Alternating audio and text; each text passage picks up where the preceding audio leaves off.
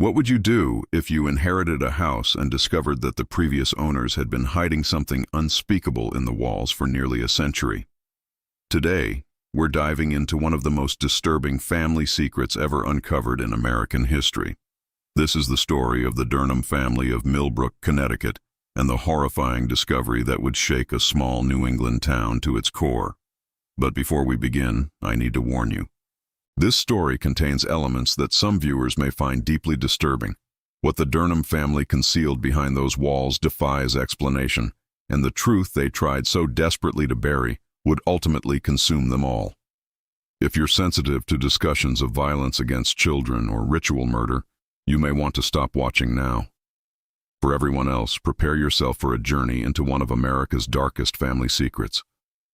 Meet Sarah Collins, a 28-year-old freelance journalist from Boston who specialized in writing about historical mysteries and unsolved crimes. She had built a modest reputation investigating cold cases for true crime magazines, but nothing in her career had prepared her for what she would discover on October 15, 2019, when she inherited something she never expected: a massive Victorian mansion from her great-aunt Margaret Durnham, a woman she'd only met twice in her entire life. The first meeting had been at Sarah's college graduation in 2013. Margaret had appeared out of nowhere, an elegant elderly woman with piercing blue eyes and an unsettling smile. She'd congratulated Sarah on her journalism degree and made an odd comment that would stick with her for years. The truth has a way of finding those brave enough to seek it, dear. Remember that. The second and final meeting was at Margaret's funeral just 2 weeks before Sarah received the inheritance papers. Margaret Durnham had been the last surviving member of one of Millbrook's oldest and most influential families. The Durnhams had built their fortune in the textile industry during the late 1800s, constructing their sprawling estate on Elm Street in 1887. The three-story Victorian mansion sat on 12 acres of prime Connecticut real estate, complete with servant quarters, a carriage house, and elaborate gardens that had once been the pride of the community. For over 130 years the family had lived in that house, wielding considerable influence over the small town's economy and politics. The Durnham textile mill had employed nearly half the town at its peak, and even after its closure in the 1960s, the family's wealth continued to support local businesses and charities. Margaret's death left the house empty for the first time since its construction, and with it, the end of an era that few in Millbrook were sorry to see conclude. Sarah had planned to sell the property immediately. After all, she lived in a cramped studio apartment in Boston's North End, had no ties to Millbrook, and the maintenance costs for a 12-room mansion would bankrupt her freelance income within months. The property taxes alone were more than she made in a quarter. But when she arrived to assess the property on that cold October afternoon, she discovered something that would change everything. The house felt wrong from the moment she stepped out of her Honda Civic. The October sky was overcast, casting long shadows across the overgrown lawn. But there was something more than weather creating the oppressive atmosphere. The mansion loomed before her like something from a Gothic novel, its dark windows seeming to watch her approach. The realtor had warned her that the house had been empty for months, that Margaret had lived alone in her final years with only a part-time caretaker, but nothing had prepared her for the overwhelming sense of malevolence that seemed to emanate from the very walls. The house felt wrong. I know that sounds crazy, but from the moment I stepped inside, there was this oppressive atmosphere. Like the walls themselves were watching me. The air was thick and stagnant, despite the October chill outside, and there was this underlying current of, I don't know how to describe it, fear, guilt, and the smell. God, the smell was awful, like something had died and been left to rot, but also something chemical, medicinal. It made my stomach turn. The interior was a time capsule of wealth and decay. Heavy velvet curtains blocked most of the natural light, casting the rooms in perpetual twilight. Dust sheets covered most of the furniture, but what Sarah could see spoke of a family that had spared no expense in their decorating. Persian rugs, crystal chandeliers, and oil paintings in gilded frames adorned every room. But there was something off about it all, something that made Sarah's journalist instincts prickle with unease.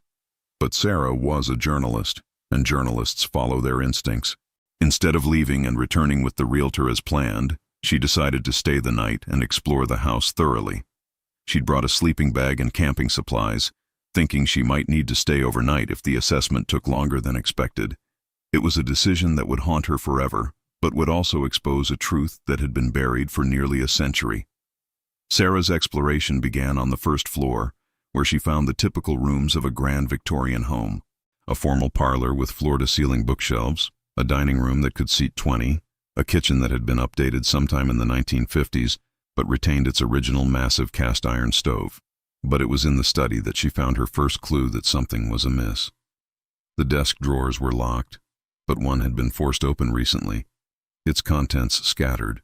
Among the papers, she found correspondence dating back decades, all addressed to the keeper, and signed with various initials rather than full names. The letters spoke in coded language about deliveries and ceremonies and the continuation of traditions. One letter, dated 1994, was more explicit. The Thomas arrives next month. All preparations have been made according to the ancient protocols. The family is eager to proceed with the harvest. Sarah photographed everything with her phone, her hands shaking as she began to understand that she had stumbled onto something far more sinister than a simple inheritance. The second floor contained the bedrooms, and it was here that Sarah made her most disturbing discovery yet. Family portraits spanning 5 generations lined the hallway, but with one peculiar detail that made her blood run cold. Every single portrait, going back to the 1880s, showed families with an odd number of children. But in each photo you could see faint outlines, like someone had been deliberately removed from the pictures, cut out, erased. The missing figures weren't random. In every single portrait, it was always one child, always appearing to be between the ages of 12 and 16. And always the family members remaining in the photos had the same expression, a mixture of grief and guilt that seemed to transcend the limitations of photography. But there was something else in their eyes too, something that chilled Sarah to the bone. Satisfaction, as if they had gained something from the missing child's absence. She spent hours examining each portrait, taking detailed photographs and notes. The earliest showed Jeremiah Durnham, the family patriarch, with his wife Constance and their 4 children. But the outline of a 5th child was clearly visible, carefully cut away with surgical precision. The pattern continued through every generation, children removed, families incomplete, and always that same expression of guilty satisfaction on the surviving members' faces. It was on the 3rd floor, in what appeared to be a child's bedroom, that Sarah made her first significant discovery. The room was different from the others, more recently maintained, despite its obviously aged decor. The wallpaper was a cheerful pattern of sailboats and anchors, clearly chosen for a young boy, but the overall atmosphere was deeply unsettling. While examining the walls more closely, she noticed a section near the window that seemed slightly different, less faded, as if it had been replaced more recently than the rest. I pressed against it, and I could feel it give way slightly. There was definitely something behind there, some kind of hollow space. I went downstairs and found a kitchen knife, then came back and carefully cut through the wallpaper. I was expecting maybe old newspapers or insulation, something normal. What I found underneath, I still have nightmares about it.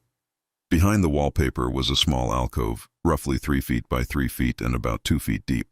And inside that alcove was a collection of items that told a story no family should ever have to tell. Children's clothing from different time periods, carefully folded and preserved. A collection of diaries dating back to 1926, their leather covers worn but still intact. And most disturbingly, dozens of photographs showing children who appeared to match the missing figures from the family portraits downstairs. The clothes were in perfect condition, preserved somehow against the ravages of time. There were knickers and suspenders from the 1920s, dungarees from the 1940s, bell-bottom jeans from the 1970s, and more modern clothing from recent decades. Each set was carefully labeled with dates and a name, Thomas. And the diaries, they all had the same name written inside the cover in different handwriting styles. Thomas, but they spanned decades.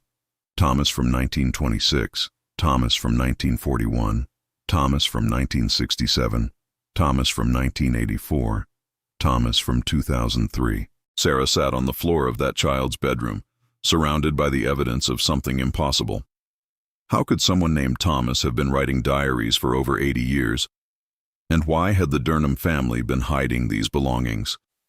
As a journalist, she knew she had to investigate further, but every instinct was screaming at her to leave immediately. The house seemed to be pressing in on her, and she could swear she heard footsteps in the hallway, though she knew she was alone. Fighting her fear, she opened the oldest diary, dated 1926. The handwriting was that of a child, careful and precise in the way that suggested formal education. The diaries revealed a pattern that was both impossible and terrifying. Each one told the story of a boy named Thomas, who lived with the Durnham family for exactly 1 year, from his 12th birthday until his 13th, March 15, 1926. Today is my 12th birthday, and the Durnhams have welcomed me into their home. They say I'm part of the family now, but Mother and Father warned me never to tell anyone where I came from. They say it's for my own protection. Mr. Durnham gave me this diary and said I should write in it every day to record my thoughts and experiences. He says it's important for the family history. The entries that followed painted a picture of a family that was loving and caring, but with strange rules and rituals that the children were expected to follow without question. The boy wrote about lavish meals, expensive clothes, tutoring in subjects that seemed advanced for his age. But there were also disturbing elements that became more apparent as Sarah read deeper into the diary. March 28, 1926.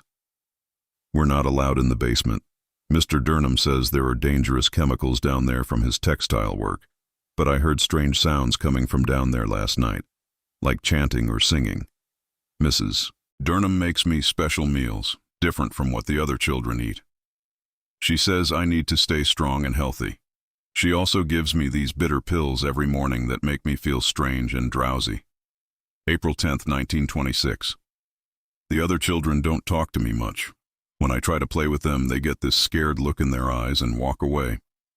Margaret, who's about my age, told me yesterday that I shouldn't get too comfortable here.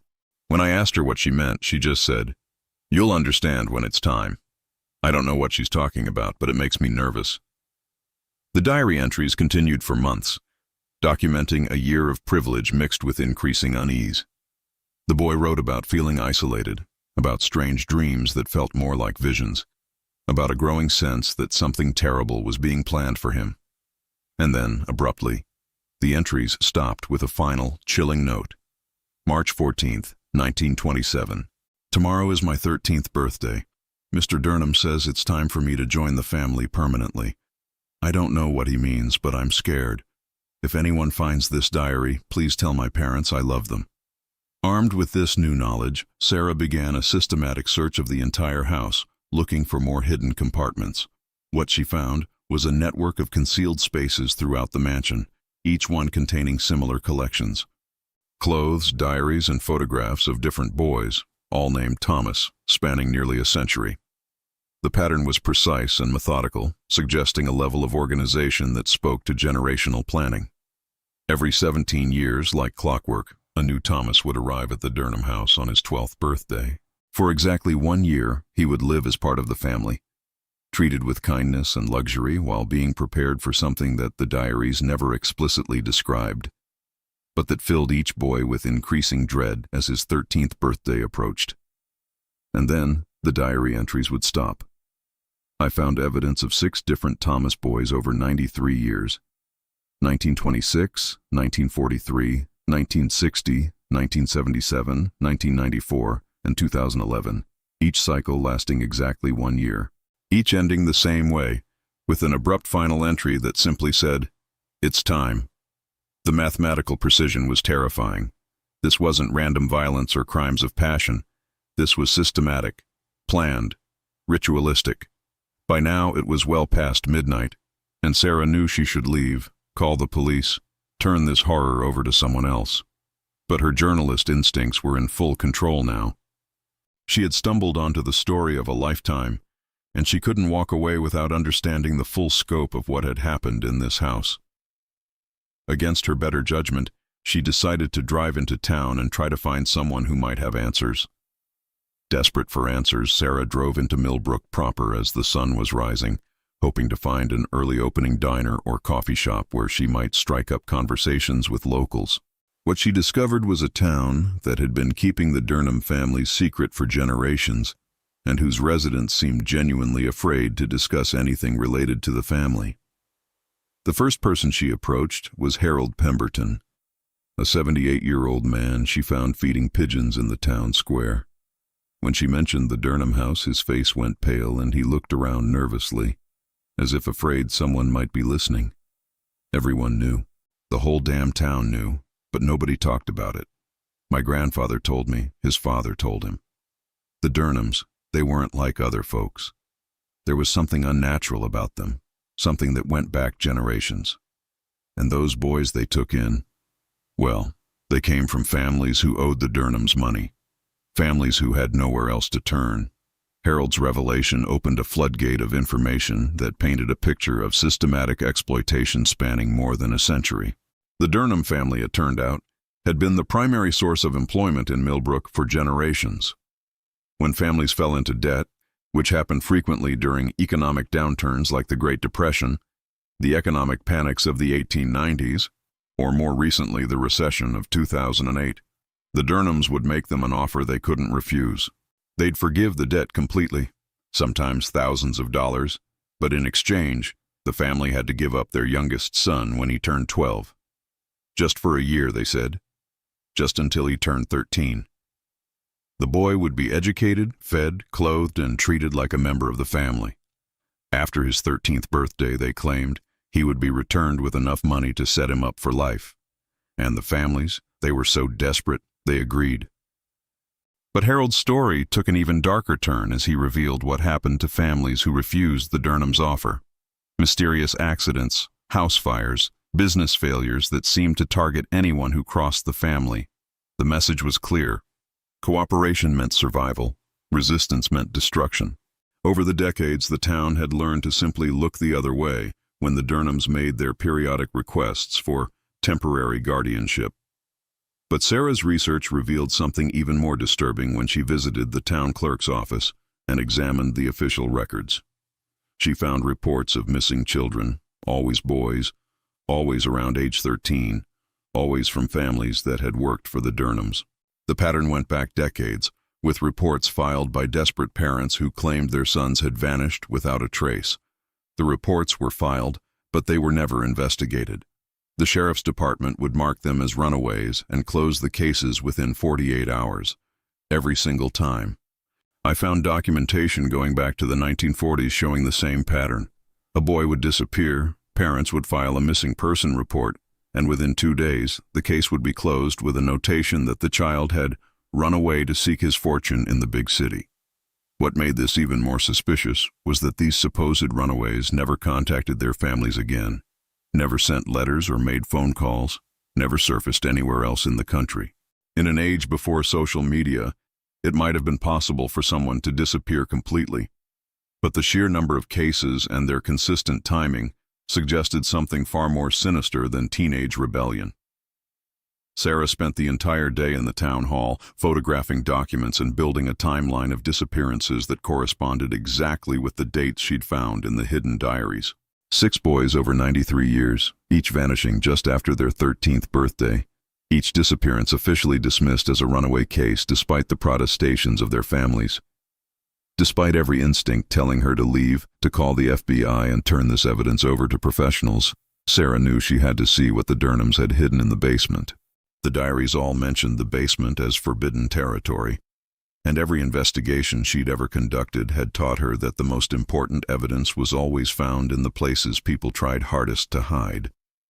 Using a crowbar she found in the carriage house, she broke through the multiple locks that secured the basement door. The locks themselves told a story, layers of security added over the decades, from simple padlocks to modern deadbolts, to what appeared to be a custom-made steel bar that required considerable effort to remove. Whatever was down there, the Durnhams had been very serious about keeping people out. The stairs were steep and narrow, and the smell that had permeated the entire house was overwhelming here at its source. Sarah descended slowly, her flashlight cutting through the darkness to reveal something that would haunt her for the rest of her life. What she found defied every rational explanation. The basement had been converted into something that resembled a combination medieval laboratory and ritual chamber. The walls were lined with stone, clearly added long after the house's original construction. Stone tables with channels carved into their surfaces dominated the center of the room, and surgical instruments from different time periods hung from hooks on the walls, like some macabre museum display. There were charts on the walls, anatomical drawings that seemed to focus on the circulatory and nervous systems. And in the center of the room was this massive stone altar with channels carved into it, leading to drains in the floor. The whole place reeked of death and chemicals, but also something else, something that reminded me of a hospital operating room. Antiseptic and sterile, but underneath it all, the unmistakable smell of decay. But the most horrifying discovery was a series of journals belonging to different generations of Durnhams, carefully preserved in glass cases like precious artifacts. These weren't hidden away like the boys' diaries upstairs. They were proudly displayed on specially built shelves, chronicling a family tradition that had continued for nearly a century. The boy arrived today, Thomas number 6. He is strong and healthy, just as the others were. The preparation year begins now. Father says the ritual must be performed on the anniversary of his arrival, when the moon is dark and the veil between worlds is thinnest. It is the only way to ensure our family's continued prosperity and longevity. The old ways must be preserved. The journals revealed the Durnhams' belief in a ritual that they claimed would transfer the life force of young boys to the family members, ensuring their longevity and prosperity. But these weren't the ravings of madmen. The entries were methodical, scientific, detailing preparations and procedures with the precision of medical textbooks. They spoke of harvesting techniques, developed over generations, of preservation methods that ensured maximum essence extraction. Each journal entry detailed preparations for what they called the harvest, a ceremony that apparently took place exactly 1 year after each boy's arrival. The rituals were described in clinical detail, involving procedures that were clearly designed to slowly drain the life from the victim while keeping them alive as long as possible. The Durnhams believed that fear and suffering enhanced the potency of what they were stealing, so the final ritual was designed to maximize both. But perhaps most disturbing was the way the journals documented the effects of their ceremonies. Each generation of Durnhams lived far longer than should have been possible, remained healthy and vital well into ages that should have been impossible for their time periods. The first Thomas, sacrificed in 1927, had apparently granted the family an additional 20 years of life. The second had renewed this gift, and so on through the generations. Sarah's great-aunt Margaret, the woman who had left her the house, had been born in 1924.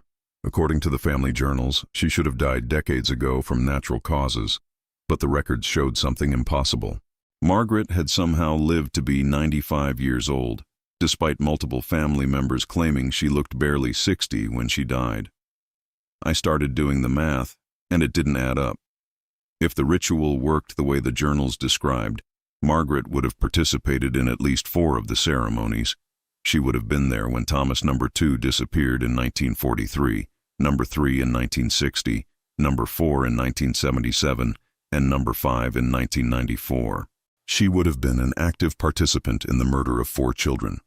Hospital records that Sarah obtained showed that Margaret had never been seriously ill, never showed signs of aging-related diseases, and had died peacefully in her sleep with no apparent cause of death. For someone born in 1924, this was statistically impossible. The average life expectancy for women born in that era was around 65 years, and very few lived past 85 without significant health problems. But the most chilling discovery was Margaret's personal journal, found in a locked drawer of an antique secretary desk in the basement. The last entry was dated just 3 days before she died and revealed why Sarah had inherited the house.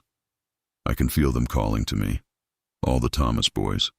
Their spirits have been growing stronger as I grow weaker. They want justice, and I'm too tired to fight them anymore.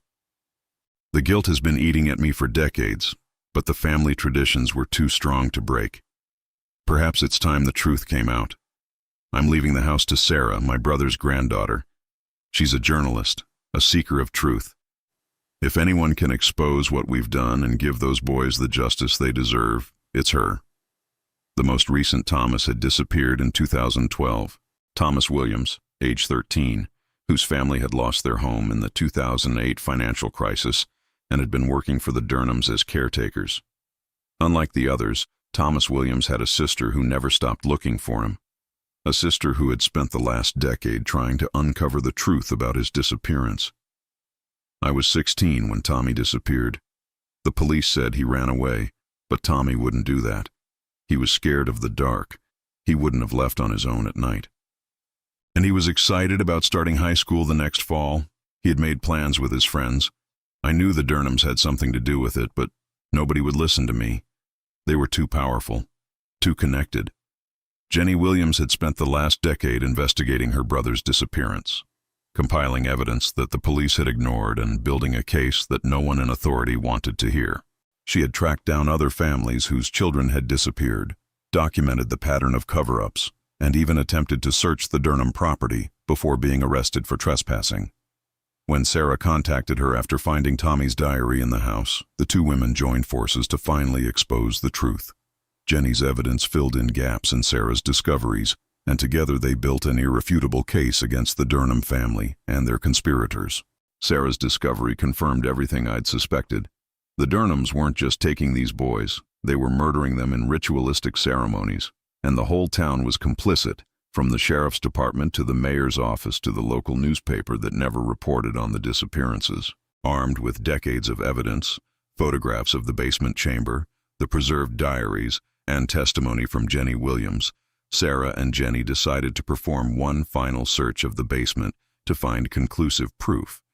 Using ground-penetrating radar equipment that Jenny had borrowed from a friend who worked in construction, they scanned the basement floor and found what they were looking for. Behind a false wall that had been constructed sometime in the 1940s, we found them. 6 sets of remains, each carefully preserved and labeled with dates corresponding to the disappearances. They were arranged like trophies in display cases. Each skeleton showed evidence of trauma consistent with the ritual procedures described in the journals. The discovery was more horrifying than either woman had imagined. The remains weren't simply buried or hidden. They had been carefully preserved using techniques that the Durnhams had developed over the decades, treated with chemicals that prevented decomposition, and arranged in positions that suggested they were meant to be viewed and revered rather than forgotten. Each set of remains was accompanied by personal effects. The clothes the boys had been wearing, items from their previous lives, and in some cases, final letters they had been forced to write to their families explaining their decision to run away. The letters were clearly written under duress, with handwriting that became increasingly shaky and desperate as the boys realized what was actually happening to them. Sarah immediately contacted the FBI, bypassing local law enforcement entirely given the evidence of their complicity in the cover-up. Federal agents arrived within hours and began what would become the largest criminal investigation in Connecticut's history. The evidence was overwhelming. The Durnham family had been operating a ritualistic murder cult for nearly a century, with the full knowledge and cooperation of significant portions of the local community. In 40 years of law enforcement, I've never seen anything like this. The level of organization, the documentation, the community-wide cover-up, it represents one of the most elaborate serial killing operations in American history. The fact that it continued for nearly a century with multiple generations participating shows a level of systematic evil that defies comprehension. The investigation revealed that while Margaret was the last surviving Durnham, several town officials and business leaders had been aware of the family's crimes and had actively helped cover them up. The sheriff's department had been taking payments from the family for decades to ensure that missing person cases were never properly investigated. The mayor's office had been complicit in zoning decisions that kept other development away from the Durnham property. Even the local newspaper had been paid to suppress stories about the disappearances. 17 people were arrested in connection with the murders and conspiracy, ranging from current and former law enforcement officers to business leaders who had helped facilitate the cover-up. The trials that followed revealed the full scope of the horror and the mechanisms by which an entire community had been corrupted by fear, greed, and willful blindness. The trials revealed the full scope of the horror that had been hidden in Millbrook for nearly a century. The Durnhams had convinced themselves that their rituals were necessary to maintain their family's success and the town's prosperity. They genuinely believed they were performing a service, not committing murder. The defense attorneys tried to argue that the family had been operating under generations of mental illness, but the evidence showed careful planning and deliberate choices made by rational people who simply valued their own comfort over the lives of children. We were told it was for the greater good, that the sacrifice of these boys kept the whole town employed and prosperous. The Durnhams convinced us that their rituals were preventing greater disasters, that without them the town would face economic collapse, natural disasters, and social chaos. When you're desperate and someone offers you a simple solution to complex problems, you want to believe them, even when that solution involves looking the other way when children disappear. Harold Pemberton's testimony revealed how the conspiracy had been maintained across generations. Each family that participated was bound by guilt and fear, knowing that exposing the truth would implicate them as accessories to murder. The Durnhams had created a perfect system of mutual assured destruction, where everyone involved had too much to lose to break the silence. Sarah donated the mansion to the families of the victims, who decided to have it completely demolished after the investigation was complete. The basement chamber was filled with concrete, and the entire structure was raised to ensure that no trace of the horror remained.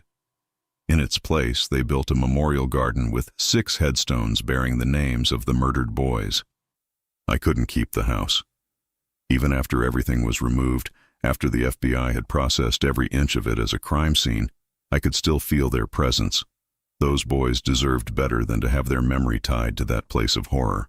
They deserved a peaceful resting place where people could come to remember them as the children they were, not as victims of an evil family's delusions. The town of Millbrook underwent a complete transformation in the aftermath of the investigation. New leadership was elected after the mayor and several city council members were arrested. A victims fund was established using money seized from Durnham family assets, providing financial support for the families and funding for a comprehensive mental health program for the community. But for many residents, the shame of their community's complicity would never fully heal. Justice for Tommy and the other boys was important, but it doesn't bring them back. What matters now is making sure something like this never happens again. We have to teach people to speak up when they see injustice, even when it's easier to look the other way. We have to create systems where vulnerable people can't be silenced or ignored. The FBI's investigation expanded far beyond Millbrook when they discovered correspondence between the Durnhams and other families across New England. The letters found in Margaret's personal files revealed a network of like-minded individuals who had been sharing information and supporting each other's activities for decades. Archaeological teams began excavating properties connected to these families, searching for additional victims. We've identified at least 12 other properties where similar activities may have taken place. This wasn't just one family's madness. It appears to have been part of a broader network of ritualistic killers operating across multiple states. The correspondence shows that these families were in regular contact, sharing techniques and justifications for their actions. The Durnham family had been corresponding with families in Vermont, New Hampshire, Massachusetts, and even as far away as Maine and Rhode Island. The letters revealed a subculture that had existed parallel to normal society for over a century, built around the shared belief that human sacrifice was necessary for prosperity and longevity. What we discovered in Millbrook was just the tip of the iceberg. These families had created an entire mythology around their actions, complete with elaborate rituals, sacred texts, and annual gatherings where they would share their experiences and plan future activities. They had books passed down through generations, detailing procedures and justifications. They genuinely believed they were part of something sacred, not criminal. The investigation uncovered evidence of similar disappearances in Vermont, New Hampshire, and Massachusetts dating back to the early 1900s. Police departments across New England began reopening cold cases, looking for patterns that matched what had been discovered in Millbrook. The scope of the conspiracy was staggering, involving dozens of families and potentially hundreds of victims over more than a century. Dr. Elizabeth Carter, a criminal psychologist brought in to analyze the case, provided insight into how such a systematic pattern of murder could continue for so long without detection. The Durnham case represents a unique form of multi-generational folie à plusieurs, a shared psychotic disorder that affected not just the immediate family, but an entire community. The economic dependency created a perfect storm for this type of mass delusion. When people's survival depends on a single family's generosity, they become willing to ignore even the most heinous crimes. Dr. Carter's analysis revealed how economic desperation had made the town vulnerable to the Durnhams' influence. During economic downturns, when families faced losing their homes and livelihoods, the Durnhams positioned themselves as saviors while simultaneously being the source of the community's problems. This created a cycle of dependency that made resistance nearly impossible. The most disturbing aspect is how the rituals became normalized over time. Each generation was raised to believe that these murders were not only acceptable, but necessary. Children grew up knowing that certain boys would disappear, and they learned not to ask questions. It shows how easily moral boundaries can be eroded when they conflict with survival instincts. Interviews with arrested conspirators revealed a common psychological pattern. They had convinced themselves that the boys weren't really being murdered, but were being transformed into something greater. This delusion allowed them to participate without feeling the full weight of their guilt, creating a mental framework where they could see themselves as participants in something sacred rather than accessories to murder. News of the Millbrook discoveries sent shockwaves through small communities across New England. Police departments began reopening cold cases involving missing children, looking for patterns similar to what Sarah had uncovered. The revelation that an entire town could be complicit in serial murder for nearly a century forced law enforcement agencies to reconsider how they investigated disappearances in small, economically dependent communities. We've identified at least 30 unsolved disappearances that match the Millbrook pattern. Boys between 12 and 14, from financially struggling families, all reported as runaways with minimal investigation conducted by local law enforcement. We're treating each case as a potential homicide now, and we're bringing in federal resources to ensure that local politics can't interfere with the investigations. The investigation revealed that the network of families called themselves the Keepers of Prosperity and believed they were following ancient traditions necessary for maintaining social order. They had created elaborate justifications for their actions, drawing on corrupted interpretations of various religious and occult traditions to convince themselves that what they were doing was not only acceptable but necessary for the greater good. They had created an entire mythology around their actions, complete with books passed down through generations, detailing rituals and justifications. They genuinely believed they were part of something sacred, not criminal. The level of organization and the sophistication of their belief system shows that this wasn't random violence or crimes of passion, but a carefully constructed ideology that had been refined over multiple generations. The revelation of the murders devastated the families of the victims, but it also brought unexpected relief to some. Parents who had blamed themselves for their children's disappearances finally learned the truth about what had happened, and the knowledge that their children had been victims of a deliberate conspiracy rather than their own failures as parents provided a complicated form of closure. For 40 years, I blamed myself. I thought maybe if I had been a better mother, if I had paid more attention, if I had fought harder against giving Tommy to the Durnhams, he wouldn't have disappeared. Finding out he was murdered was horrible, but knowing it wasn't my fault, that there was nothing I could have done to prevent it, that gave me some peace. It doesn't bring him back, but it lets me stop hating myself. Support groups were established for the families, providing counseling and resources to help them process the trauma of learning their children had been victims of a deliberate conspiracy. The groups also served as advocacy organizations, working to ensure that the investigation continued and that similar cases in other communities would be thoroughly investigated. Meeting the other families was both heartbreaking and healing. We all carried the same guilt, the same questions, the same anger at a system that had failed our children. Finally having answers, even terrible ones, was better than living with uncertainty. And working together to make sure this never happens again gives us a way to honor our children's memory.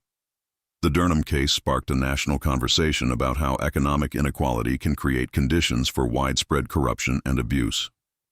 The story went viral on social media, with millions of people expressing shock that an entire community could be complicit in serial murder.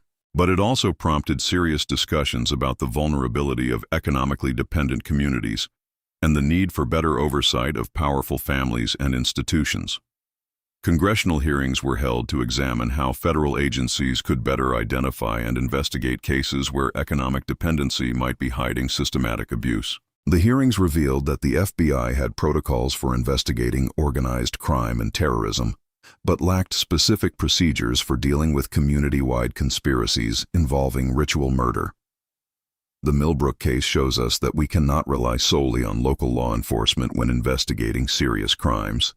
Economic pressure can compromise even the most well-intentioned officials, and federal oversight is necessary when entire communities may be complicit in covering up crimes. We need new protocols that automatically trigger federal involvement when certain patterns are detected. New protocols were established for investigating missing children in economically distressed communities, with mandatory federal oversight when local investigations are closed quickly or when patterns suggest systematic cover-ups. Law enforcement agencies across the country received new training on identifying signs of community-wide conspiracies and cult-like behavior. The FBI established a special task force dedicated to investigating similar cases nationwide, with a focus on identifying communities where economic dependency might be hiding systematic abuse. The task force has already identified several communities where similar patterns of disappearances and cover-ups may indicate ongoing criminal activity. People ask me if I regret inheriting that house, if I wish I had never learned the truth. But those boys deserve to have their story told. They deserve justice, even if it came too late. And their families deserve to know what really happened, deserve to stop blaming themselves for something that was completely beyond their control. Thomas Harper, 1926. Thomas Kellerman, 1943. Thomas Rodriguez, 1960. Thomas Johnson, 1977. Thomas Chen, 1994. Thomas Williams, 2011. 6 boys whose lives were cut short by a family's delusions of grandeur and a community's willingness to look the other way. Each one was someone's son, someone's brother, someone's hope for the future. The hardest part is knowing that this could happen again. Anywhere there's extreme economic inequality and desperation, people become vulnerable to this kind of manipulation. We have to stay vigilant. We have to speak up when we see injustice. And we have to create systems that protect the vulnerable instead of exploiting them. Today, the Memorial Garden in Millbrook serves as a reminder of what can happen when communities prioritize economic survival over moral responsibility. Visitors from around the world come to pay their respects and to remember the importance of speaking up against injustice, no matter the cost. The garden is maintained by volunteers from the community, people who want to honor the victims and ensure that their story is never forgotten. I come here every year on his birthday. I tell him about my life, about the justice we finally got for him and the others, about the changes that have been made because of his story. I think he would be proud that his death wasn't meaningless, that it helped prevent this from happening to other kids.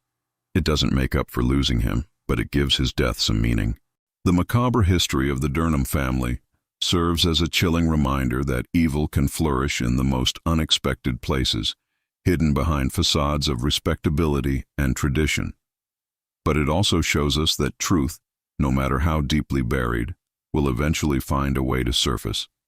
The courage of one journalist who refused to ignore what she had discovered, combined with the determination of a sister who never stopped looking for answers, brought justice to 6 murdered children and exposed a conspiracy that had hidden in plain sight for nearly a century. The walls that concealed the Durnhams' secrets for 93 years have finally fallen, and the boys they tried to erase from history will never be forgotten again. Their names are carved in stone in the Memorial Garden, and their story serves as a warning about the dangers of unchecked power and the importance of protecting the vulnerable members of our society. The Thomas boys may be gone, but their legacy lives on in the changes their story has brought about and the lives it may save in the future.